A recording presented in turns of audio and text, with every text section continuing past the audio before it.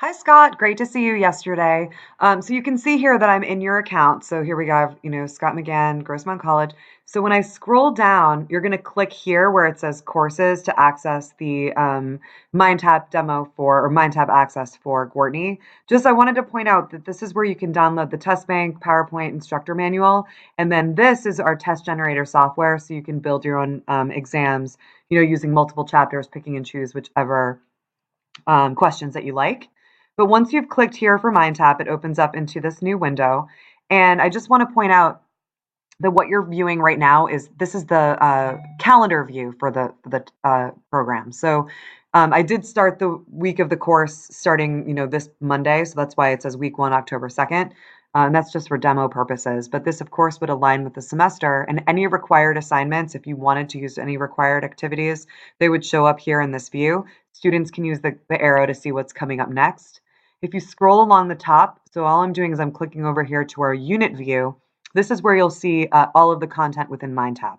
And I do recommend that you follow that educator's guide so that you can look at what each asset is and its importance. But just to give you basic navigation, this folder here is a Get Started folder that actually walks students through how to use the program. So we've got an Exploring MindTap. It'll give students an in-depth tutorial of how to use the program, how to do their homework assignments, and then a math and graphing tutorial, which we know in economics tends to be a surprise for students that they do have to use some math and graphing skills to pass this course.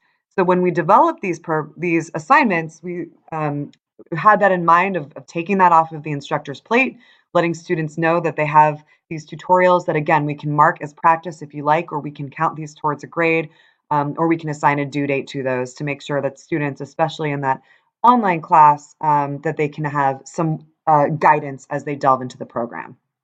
If I go through here, we've got the research tools. So this is letting us know that it's a video, so students can they can work through, again, live macroeconomic data, business insights.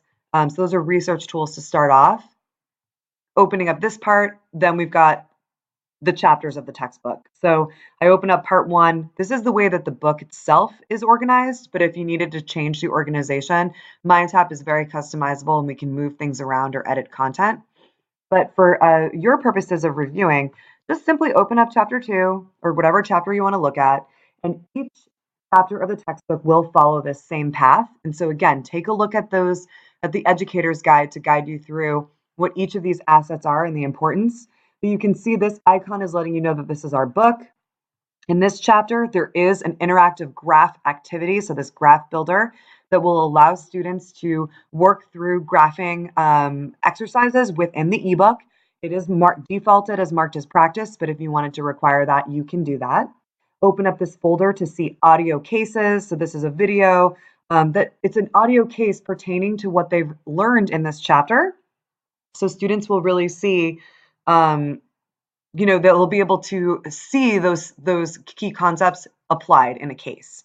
And then we've got some activities tied to that as well.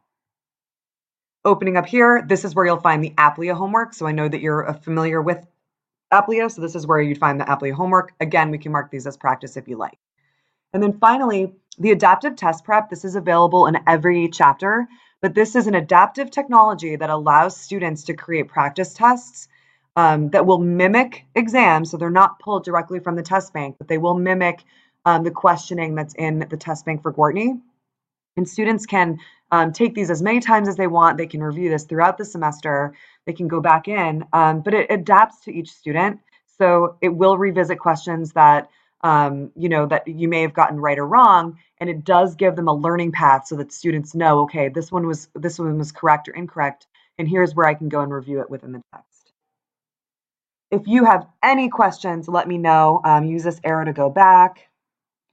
And then again, close the folder, open the folder here, and access the content. Oh, I should point out that if you don't cover something, so if you're never going to cover, let's say, chapter 13, this can be hidden. It's not deleted. So notice that it's not deleted at all, but it's hidden from the student view. So at any time you can bring it out again. So I just click on that to bring it out.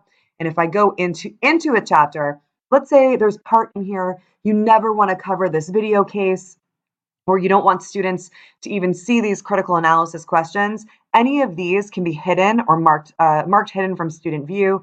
And again, it's not deleted, it's just hidden from the student side.